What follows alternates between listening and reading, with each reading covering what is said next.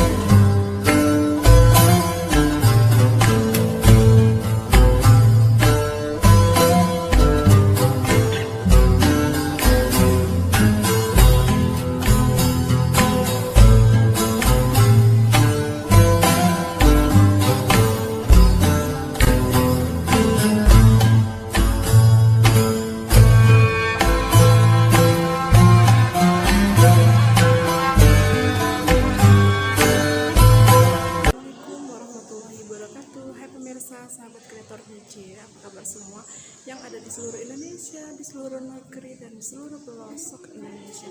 Alhamdulillah ketemu lagi sama saya lagi ada di Bekasi, tepatnya di Pondok Jati Asih yang ada di Jati Asih pemirsa. Nah ini saya alhamdulillah sekali hari Jumat ini saya bisa berada di salah satu masjid ya Pondok Jati Asih, di mana pondok masjid ini adalah sebuah laboratorium Al-Quran yang mengupas tentang Al-Quran, mempelajari dan mempraktekkan.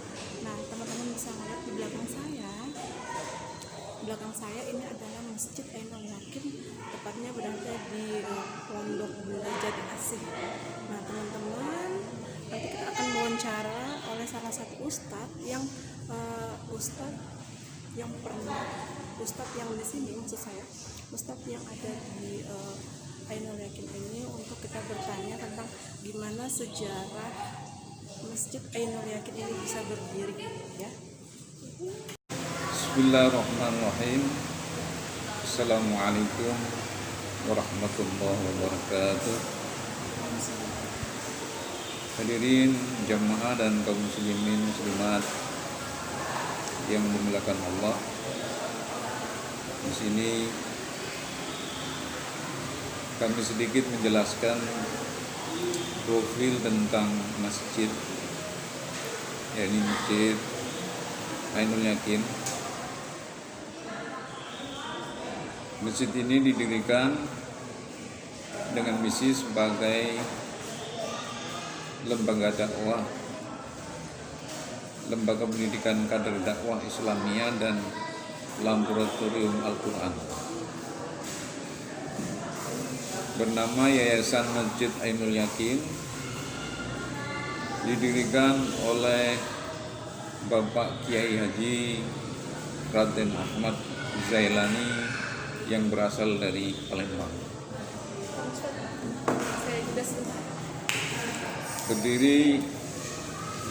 Dirintis berdiri mulai tahun 74.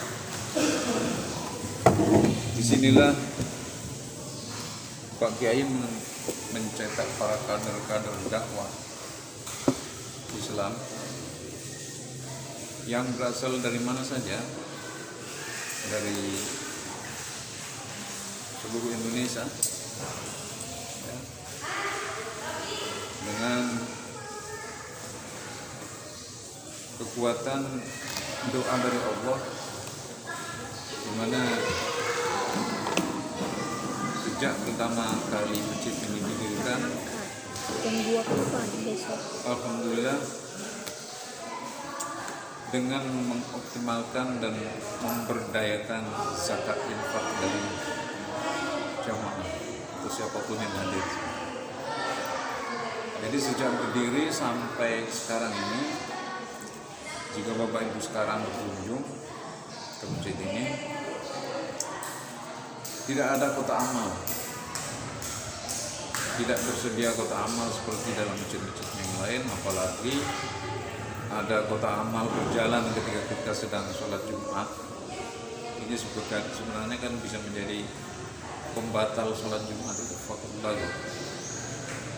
Apalagi sampai na'udzubillah menyebar murid atau jamaah di pinggir jalan bawa kaleng ngomplong, walaupun dengan bunyi ayat atau hadis, tapi ini jelas bisa meruntuhkan dan melemahkan izah sebagai seorang muslim.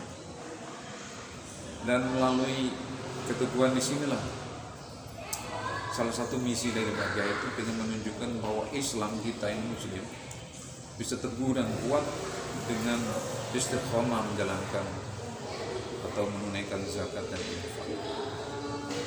Jadi siapapun yang hadir di sini silakan menyerahkan zakat infak kalau ingin, tanpa disertai syarat-syarat tertentu. Jumlah murid dan jamaahnya di sini bervariasi. Namun sejak wafatnya Pak Kiai tahun 2011, jamaah banyak berkurang. Jadi pernah pada puncaknya, yaitu sekitar pada tahun 90-95, lebih dari 500 siswa yang tinggal di sini, dari mulai TK sampai mahasiswa, dari bahkan sampai orang tua yang tidak sekolah, bukan usia sekolah pun ada. Dan sangat berbeda dengan masjid-masjid yang lain atau yayasan yang lain. Di sini masuk tidak ada seleksi. Selama dia muslim, berlaku itikat baik, menjalankan sholat lima waktu, dipersilakan.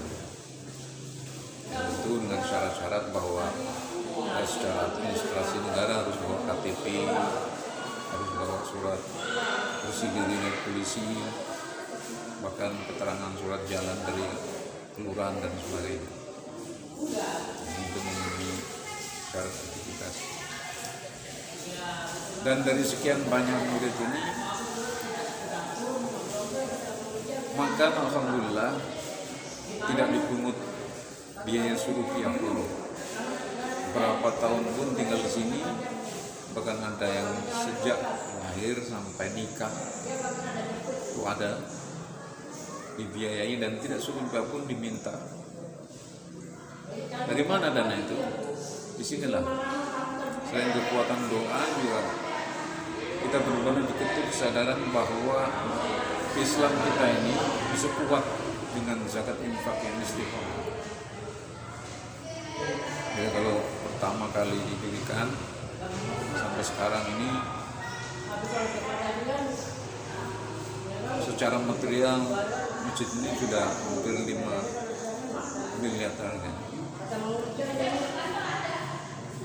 Seperti marmer yang di belakang saya ini barusan dipasang sebelum Ramadan kemarin. Ini hampir 1,5 M, tanpa minta bantuan dari manapun, tanpa buka komplong amal, tanpa menyebar list, minta bantuan ini, tidak. Semua ada kesadaran zakat infak. Karena kita ini umat Islam itu banyak, mayoritas di Indonesia. Yang kedua, luas keseluruhan wilayah masjid ini, insya Allah sekitar 1 hektar. Dari ujung ke ujung, bangunan utama terdiri dari masjid, kemudian ada kamar wudhu, ada kamar kiai, ada asrama, guest house, ada asrama untuk santriwati yang tidak bisa tidur di masjid, dan ada rumah sehat atau rumah rawat, di mana kalau ada pasien yang sakit menginapnya di sana. Dan sekali lagi, ini adalah alhamdulillah gratis, karena disinilah kita benar-benar menunjukkan izah Islam, kekuatan umat Islam itu teguh selama kita bersatu dan kompak. Ya. Dari sejak pertama kali berdiri masjid ini, bahkan pondasinya saja, batu koralnya saja dicuci. Jadi jangankan unsur yang tidak jelas dananya membangun masjid atau subhat, itu sangat dihindari. Bahkan secara fisiknya saja, batunya saja dicuci. Bayangkan saja. Ini sesuai dengan surat di dalam surat 9 ya, bahwa Allah berfirman di sana surat Al-Baqarah, di dalam surat Al-Baqarah ayat 108, atau yang diawali terlebih dahulu dengan surat yang sama, yaitu ayat ke 107-nya, di mana dalam asbabun nuzulnya di situ dijelaskan bahwa dulu di zaman Rasulullah orang-orang munafik pernah membangun masjid dengan tujuan bukan untuk memakmurkan Islam, membangun masjid tapi dengan tujuan justru untuk melemahkan umat Islam. Itu yang namanya masjid Biror, masjid di mana di situ dikumpulkan justru tokoh-tokoh yang punya pengetahuan agama Islam, tetapi justru dijadikan usaha untuk menyerang Islam. Kalau